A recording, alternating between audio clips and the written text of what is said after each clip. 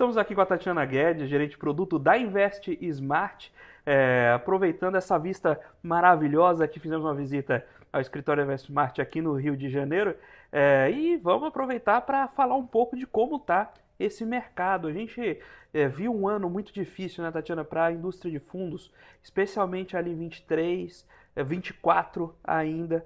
A gente estava ensaiando uma recuperação.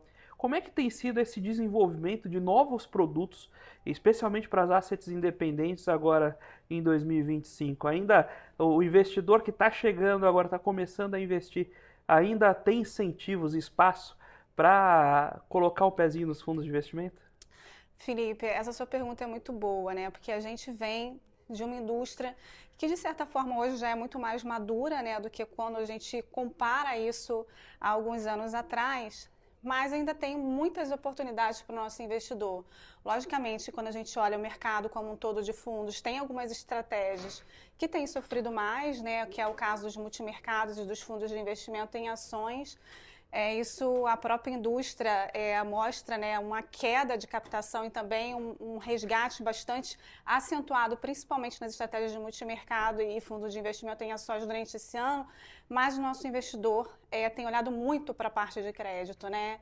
E aí eu destacaria inclusive a estratégia de FDIC. Eu acho que o FDIC tem conseguido se consolidar no mercado até pela questão da evolução da 175, que trouxe mais transparência para os nossos investidores, fazendo com que eles tivessem acesso também aos FDICs, que antes era uma estratégia muito voltada para investidores qualificados ou profissionais, e isso tem, de certa forma, democratizado os investidores a fazerem alocação nessa classe. Então, olhando um pouco aqui para o nosso ecossistema da Invest Smart, a gente vê ainda os nossos investidores fazendo alocação muito líquidas ainda, mas também muito voltadas para investimentos de renda fixa em crédito. A gente sabe, por outro lado, que o crédito, né? Eu sempre converso lá com a Lígia, que eu sei que você Aham, também é bastante próxima lá da Atena, que crédito é um bicho difícil. é Não é difícil. trivial olhar crédito.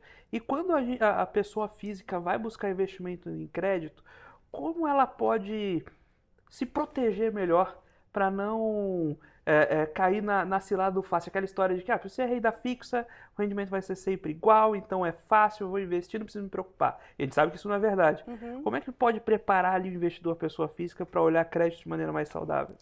Esse ponto que você mencionou, Felipe, ele é super importante porque crédito não é algo trivial. Crédito precisa ter uma análise especializada dos ativos para que esse investidor ele consiga ter segurança e até um certo conforto mesmo na alocação dos seus produtos. E aí, eu acho que entra um ponto muito importante, que é o fato dele ter um assessor de investimentos, onde por exemplo, exemplificando aqui no nosso escritório, né, a gente tem todo um aparato por detrás, que eu diria, de pessoas, de especialistas, olhando, né, assets grandes no mercado, como você mencionou, a Atena e diversas outras casas que a gente também tem aqui proximidade, mas eu acho que o ponto principal é a gente estar próximo dos gestores, dos grandes gestores do mercado, para que o nosso cliente ele consiga fazer uma alocação segura e com qualidade e usando sempre o assessor de investimentos como intermédio para isso, né? E aqui na Invest Smart a gente tem um time robusto também para poder ajudar os nossos assessores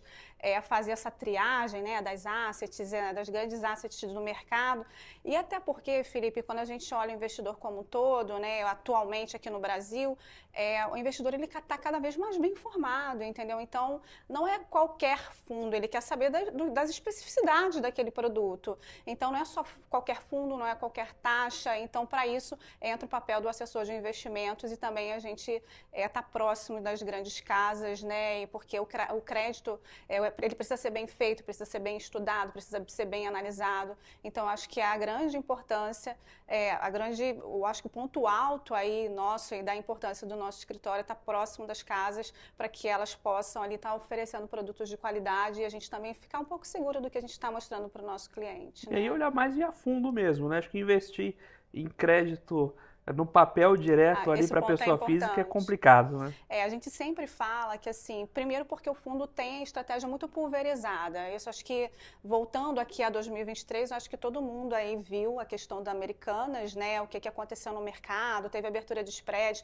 Foi um caso atípico, mas aqui aconteceu. Acho que em crédito, a gente, assim, o investidor não fica livre de ter um default em algum papel, mas o quanto essa carteira de fundos é diversificada, mas sem tirar, logicamente, o olhar do gestor dentro desses papéis e análise, que para isso precisa ser muito bem fundamentada, e aí a gente precisa, de fato, de um gestor qualificado para isso. Falando em gestor qualificado, a gente hoje tem um momento delicado para assets independentes, né? E aí tem uma questão de analisar o próprio perfil do gestor, né? Não porque, geralmente, mas a idoneidade do gestor é muito importante justamente para preservar a idoneidade da alocação. Né? Sim, e eu acho que a gente se preocupa muito com isso aqui, tá, Felipe? Assim, quando tem uma mudança, por exemplo, de um gestor de uma casa, e às vezes a mudança acontece de uma forma muito ok, eu diria que às vezes sai um gestor e entra um outro também que a gente já conhece, e por uma questão, às vezes, propriamente comercial da asset, mas que sai às vezes um gestor e entra às vezes uma outra pessoa que também é do nosso relacionamento e que a gente conhece. Mas esse ponto que você mencionou, ele faz muito sentido, porque quem está gerindo o recurso dos nossos clientes, né, dentro de um fundo, é esse gestor. Então, quem está ali, naquela cadeira, a gente precisa ter confiança em quem está gerindo o recurso, né? E a gente cada vez mais fica muito atento com essas questões de mudança que acontece dentro das gestoras de investimento. A gente está falando de fundos.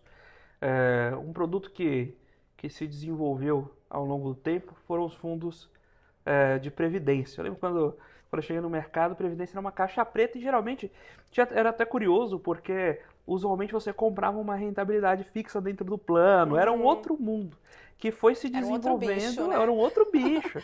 E ele foi se desenvolvendo e se modernizando de uma forma muito interessante. E hoje você acaba escolhendo o plano de previdência pelo fundo. O pessoal até esquece que tem os outros benefícios. O SUSEP no meio, né? Você escolhe como se fosse um fundo na plataforma. Mas você não pode deixar de esquecer por que de usar esse veículo. Né? Ver questões de quando usar um PGBL, um VGBL, como tirar o proveito desse produto. Né?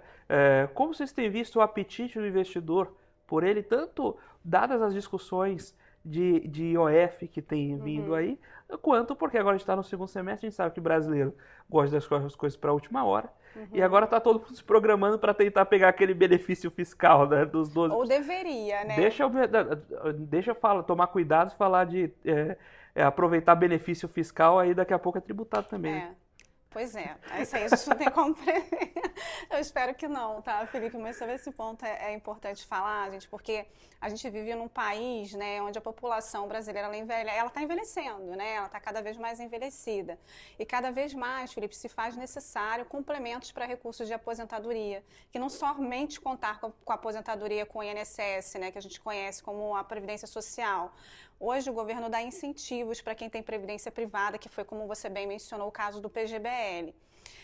E qual é a importância disso, né? Eu sempre comparo o plano de previdência a um fundo quando eu estou explicando para algum cliente. De fato né? Você tem como escolher a previdência privada de acordo com o seu perfil. Então, a gente tem ali fundos que são fundos de renda fixa para clientes com perfil um pouco mais conservador, fundos de multimercados, fundos de ações. E depois que a gente define esse perfil do cliente, a gente consegue até montar uma carteira de investimentos para ele com base no perfil e diversos fundos que compõem a necessidade dele como investidor.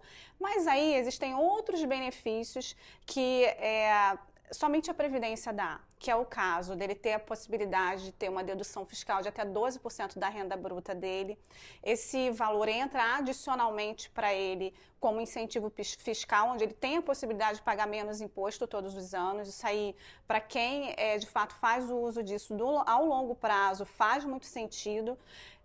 E também entram outras questões, como, por exemplo, ser um instrumento muito barato para a sucessão. Então, hoje, né, nessa questão da associação em si, para grandes fortunas, às vezes a gente vê um cliente levando o recurso mais para a parte da holding, até em função do VGBL ter tido a questão do IOF agora, né? Então, a questão do IOF, Felipe, ela veio não invalidando o produto VGBL, ainda continua muito atrativo, mas principalmente para clientes com patrimônio um pouco mais elevado, o impacto é maior, porque ele começa a tributar, né, a ter a cobrança do IOF para valores acima de R$300 mil por seguradora e por CPF, e a partir do ano que vem vai limitar a R$600 mil na somatória de todos. Então, mas eu ainda vejo ainda como um instrumento bastante atrativo para o nosso cliente, porque, primeiro, que não vai impactar todos os níveis de investidores,